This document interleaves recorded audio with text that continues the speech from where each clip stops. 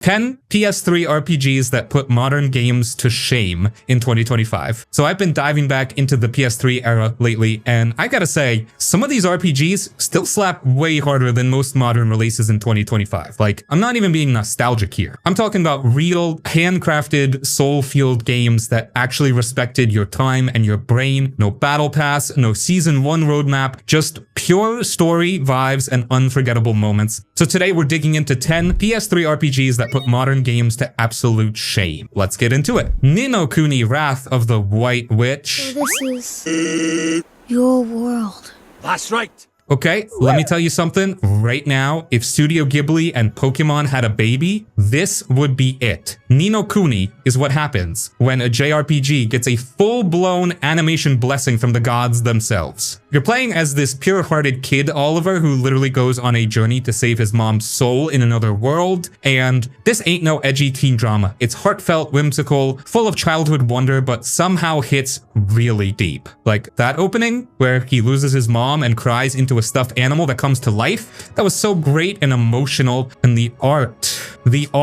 it's like playing a Ghibli movie. Actual animated cutscenes, the world is bursting with color, every NPC feels like they belong in some storybook. And the combat, it mixes real-time with a bit of turn-based flavor, and you're collecting familiars, kind of like Pokemon, leveling them up, evolving them. It's not perfect, but the charm carries it so hard, man. This is the kind of RPG that reminds you why you fell in love with the genre in the first place. It's wholesome but epic, personal but world-saving, a little dated on the back end with the pacing, sure. But in a sea of live service slop in 2025, Ni no Kuni still feels like a miracle.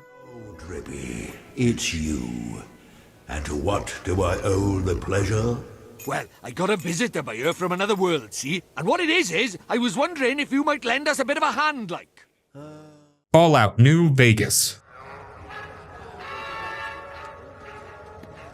Now, hold up. I know some of y'all are already typing, that's not a PS3 game, it runs like trash. Yeah, I know, but hear me out. Under the hood, even with the bugs and jank, New Vegas is one of the smartest RPGs ever made, and we got it on PS3, so it counts. This game doesn't just let you roleplay, it dares you to. You're a courier who got shot in the head and left for dead, and you wake up in a post-apocalyptic Mojave wasteland with no memory and every faction around you fighting for control. And here's the best part. You can join anyone, or betray them, or nuke the whole place, or just walk away. The dialogue? Actual branching choices, not this modern pick a different flavor of yes nonsense. The factions? Deep conflicting ideologies. NCR, Caesar's Legion, Mista House, they all got legit reasons to exist, and you, as the player, gotta figure out where you stand. Yeah, the combat's a little clunky, yeah, the engine's held together with duct tape, but New Vegas has one thing most RPGs today don't: freedom that matters. You feel like a real person, in a real world, making real choices.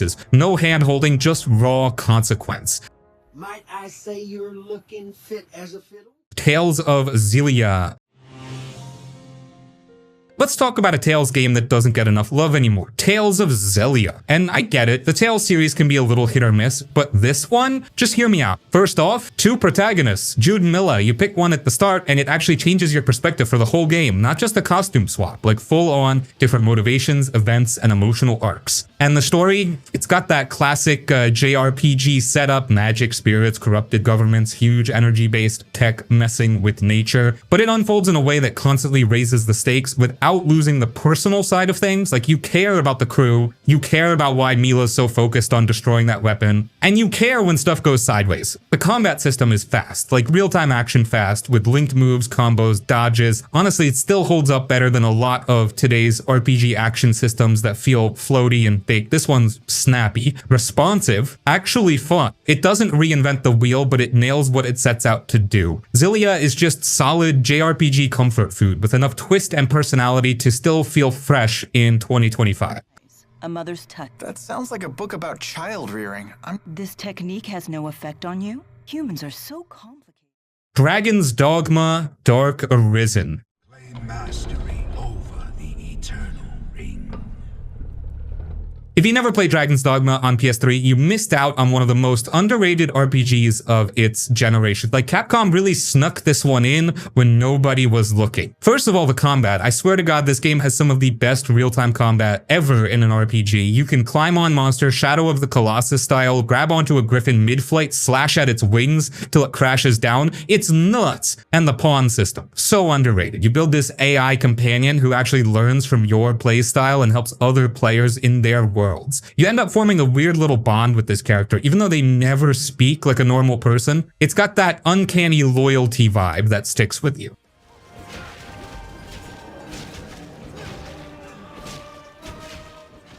Story-wise, it starts off pretty standard. You're an Arisen whose heart gets ripped out by a dragon, casual, and you're basically destined to take that dragon down. But as you go deeper, the story starts breaking the fourth wall. You realize the world's been in this loop for ages, and the ending? Wild. I won't spoil, but it goes metaphysical in a way that hits way harder than it has any right to. They don't make them like this anymore. Action-heavy, tough but fair combat, mysterious world, and just the right amount of jank. Dragon's Dogma is a gem.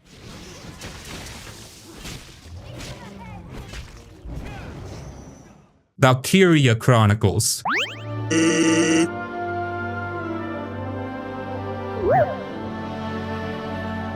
Like, technically a tactical RPG, but it counts, and you're gonna thank me for including it. Valkyria Chronicles is like anime WW2 with magic and heartbreak. The thing that sets this game apart is the combat system. It's turn-based, but with real-time movement and aiming. You don't just click a tile and wait. You run, take cover, line up your shots. It's strategy that feels tactile and tense. And the story? Oh man. You're playing as this small militia group from a neutral country that's suddenly pulled into this giant war. But it's not just about politics and battle plans. It's about people, friends, family, losing comrades, fighting for your home. Welkin, Alicia, Squad 7, these characters stick with you. Plus, the art style, watercolor anime, it still looks gorgeous even now. Like, they made it look like an actual moving painting. And somehow, it still hits harder than half the AAA realistic stuff in 2025. If you want strategy with soul, Valkyria Chronicles is where it's at. And honestly, I'd take it over most current gen SRPGs with bloated menus and 80 tutorial pop-ups.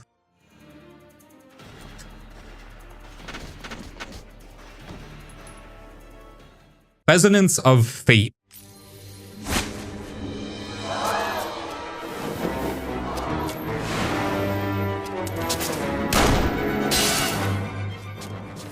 Alright, buckle up. This one's kinda niche, kinda janky, but if you get it, you get it. Resonance of Fate is what happens when someone says, what if John Wick was a turn-based anime character with gun fu ballet moves? And then they just made that game. Now here's the deal. This RPG does not hold your hand. It drops you into a world with zero context, gives you one of the most mind-melting combat systems ever designed, and just dares you to figure it out. But when it clicks, bro, it feels like you're directing an action movie. You've got this semi-real-time, semi-turn-based gun system with bullet types, jumping in slow-mo, crossfire bonuses, custom gun mods, action points, and positioning strategies. It's so layered and stylish, it's almost overwhelming. You're diving across rooftops in slow-mo, dual-wielding pistols like a maniac in a steampunk dystopia. It's ridiculous, but in the best way.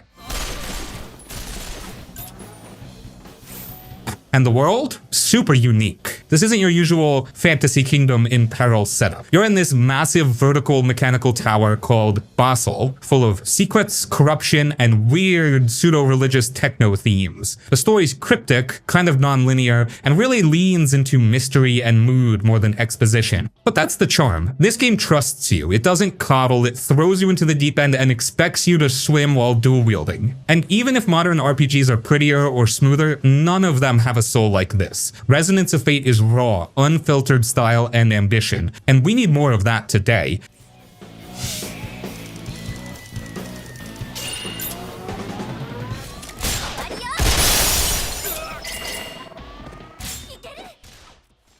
Demon Souls.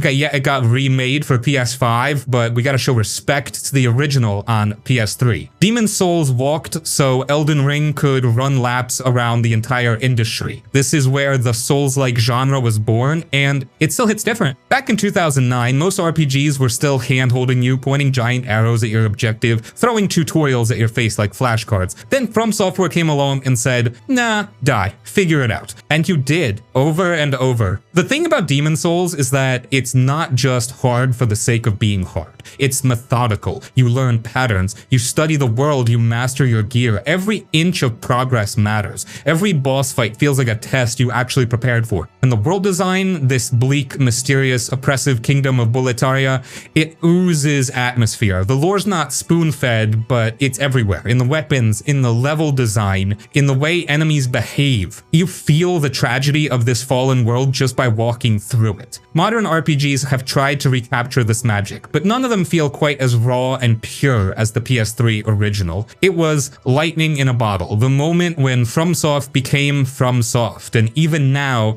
it's still one of the most gripping RPG experiences ever made.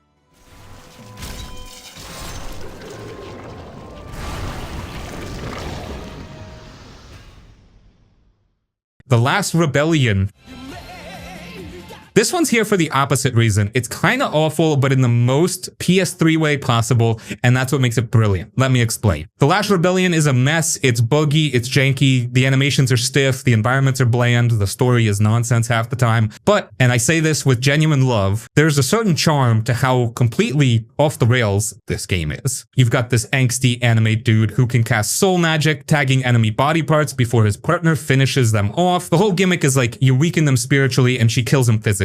Weird? Absolutely. Clunky? Oh yeah. But there's ideas here. There's ambition. It's like someone on a tiny budget still said, screw it. We're making an RPG with a unique battle system and wild lore. And that's kind of what the PS3 era was. Experimentation. Not every game had to be a polished mega hit. Some could just be strange little cult classics with awkward voice acting and ridiculous mechanics. And honestly, I miss that. I'd take one of these over a modern soulless RPG that looks pretty but plays like oatmeal.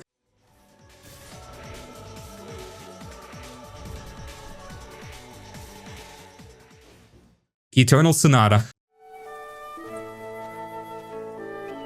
This one's criminally slept on. Eternal Sonata is literally an RPG that takes place in the dreams of composer Frédéric Chopin on his deathbed. I'm not even making that up. It's an actual plot point. It's so poetic, so bizarre, so creative. You've got real classical music history fused into this colorful fantasy world full of magic and musical themes, characters named after musical terms, towns with piano-inspired architecture, and underneath it all, a story about mortality, creativity, and the meaning of life through music. The combat's slick too, real time with a turn-based flow. You move, attack, chain combos, manage light and shadow for different skills. It's fast and satisfying. Even now, the visuals hold up. This game is gorgeous, like painterly anime style with glowing landscapes, elegant outfits, and spell effects that still dazzle today. But the story is what puts it over the top. It's kind of artsy, kind of pretentious, but also weirdly moving. It hits you with this blend of fantasy and historical reflection that no other RPG has even attempted. Modern games wish they had this level of originality. You could only get this kind of bold, unique experience during the PS3 era, and I think about it way more often than I should. Works very well. Please give it a try. Dragon Age Origins.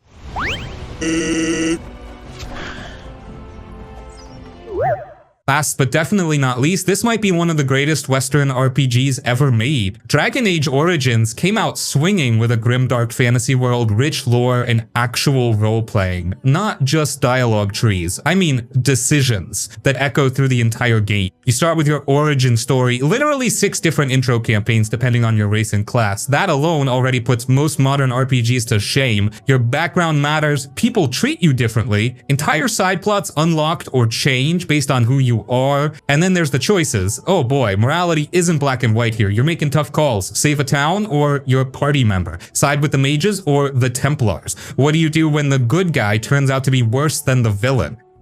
Combat's tactical, party-based, and customizable. You can pause the action, queue up moves, manage spells and abilities. It feels like actual D&D with stakes. And the writing? Whew!